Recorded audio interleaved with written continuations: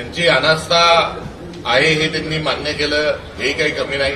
त्यांना विचित्र, विकृत आणि विखारी बोलण्याकरता नियुक्त केलेलं आहे.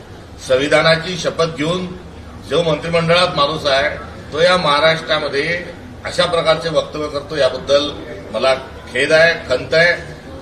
ज्या वि. स. खांडेकरांनी अमृतवेल नावाचा ग्रंथ लिहिला, त्या ठिकाणून एक गटारगंगा व्हावी ही खरी एक शोकांतिका आहे. त्यामुळे मी शिवप्रेमी या नात्याने गेलो आणि प्रत्येक शिवप्रेमीचा हा अधिकार आहे. टिपू सुलतान या वक्तव्याच्या अनुषंगानं त्यांनी तोडसूक घेण्याचं कुठलंही कारण नाही. कारण टिपू सुलताननी या छत्रपती शिवाजी महाराजांचा आदर्श घेतला होता हे ठामपणे सांगणारा मी एक कार्यकर्ता आहे. आणि राष्ट्रमाता राजमाता जिजाऊ मासाहेबांच्या जिल्ह्यातून माझ्यासारखा कार्यकर्ता एक येत असताना असं विचित्र आणि विकृत जो बोलला जातो, त्यानिमित्ताने एवढंच सांगेल, सुबुद्धी दयागणा, दुर्बुद्धी दूर कर. सर, इटलीमधली जी कंपनी आहे लक्ष्मी ऑर्गॅनिक, छोट्या एमआयडीसीमध्ये या कंपनी संदर्भात हुसेन दवाई असतील किंवा काँग्रेसच्या सर्वच तुमच्या स्थानिक पदाधिकाऱ्यांनी त्या ठिकाणी आंदोलन केलं होतं. मात्र बरेच दिवस झाले या प्रश्नाकडे कोणी फारसं गांभीर्याने पाहताना दिसत नाही. तुम्ही माहिती घेतली आहे का, नेमकं काय प्रकरण आहे? नाही, आम्ही यात गांभीर्याने घेतच आहोत. या आंदोलकांना सगळ्यांची मोठ बांधत असताना हुसेनभाई दलवाई यांनी या सर्व विषयाच्या अनुषंगानं, स्थानिक भूमिपुत्रांच्या अनुषंगाने याला आवाज उठवला आहे. एवढंच नाही तर भाई जगताप यांनी देखील विधान परिषदेमध्ये हा मुद्दा उपस्थित केला आहे. तेवढंच नव्हे तर विधानसभेमध्ये देखील हा मुद्दा काँग्रेस पक्ष लावून घेत आहे. एकंदरीत आमची विरोधी या नात्यानं या लक्ष्मी अॅग्रोच्या प्रकरणाला आम्ही संपूर्ण विरोधात आहोत. कुठल्याही परिस्थितीत हा तिथे उद्योग लागू नये ही असणारी आमची कमिटमेंट आहे. आणि त्याकरता या आंदोलकांना संपूर्णतः पाठिंबा हा आमच्या पक्षाचा आहे, आमचा आहे.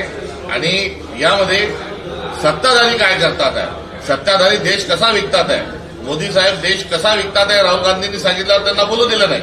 मात्र एक इटलीमध्ये कारखाना बंद होतो कारण तिथे आजार वाढतात, तिथे प्रदूषण वाढतो. तो जसाच्या तसा त्याचे नटबोल्ट जे आहेत तेही तिथून आणून इथे जर बसवल्या जात असतील तर हा भारतासोबत केलेला धोका आहे, हा कोकणासोबत केलेला धोका आहे. एवढा मोठं प्रकरण असताना काँग्रेसचं बघावं तेवढं मोठं इथं आंदोलन दिसत. ते काँग्रेस आंदोलनात आहे, काँग्रेस विरोधात आहे. आणि आमच्या आंदोलनाला संपूर्ण पाठिंबा आहे. भूमिपुत्रांचं आंदोलन आहे, त्याला आमचा पूर्णतः पाठिंबा आहे. या ठिकाणी ज्या सरकारला इथले आमदार आणि खासदार जे निवडून दिलेले आहेत ते सरकार गप्प का, ते मंत्री गप्प का, त्यांची गटारगंगा त्यांना रोज जी आहे या महाराष्ट्रात द्वेष निर्माण करण्याकरता त्यांना वक्तव्य करायचे असतात. हिंदू मुस्लिम जातीवाद करायचा असतो, मराठा ओबीसी जातीवाद करायचा असतो, विचित्र बोलायचं असतं. हे करण्याकरता त्यांच्याजवळ आता लक्ष्मी अॅग्रोच्या संदर्भात काय भूमिका आहे, हा कसा इथे आला, आपण कोकणाचे जहागीरदार स्वतःला समजता, आपण काय करताय, मुख्यमंत्री काय करताय, हे सर्व प्रश्न मला असं वाटतं जास्ती महत्वाचे आहे. विरोधी पक्षपात नेहमी डावललं जात आहे किंवा सरकार जाणीवपूर्वक तसं पद्धतीने करतात, काय सांगतात? संविधानावर यांचा विश्वास नाही, लोकशाहीवर यांचा विश्वास नाही. निंदकाचे घर असावे शेजारी तुकाराम महाराजांनी सांगितलंय. आणि आता अशा परिस्थितीमध्ये संवैधानिक पद हे असतानाही नियुक्ती न करणं, विधानसभेतही नाही करणं, विधान परिषदेने न करणं, याचा अर्थ यांना भारताचं संविधान मान्य नाही, यांना लोकशाही मान्य नाही.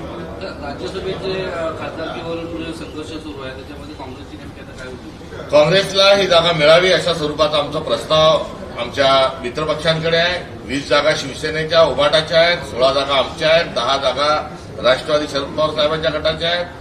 उद्धवजींनी विधान परिषदेमध्ये येणाऱ्या काळात जावं आणि राज्यसभेची जागा आम्हाला द्यावी अशा प्रकारचा प्रस्ताव आम्ही आमच्या मित्रपक्षांना दिला.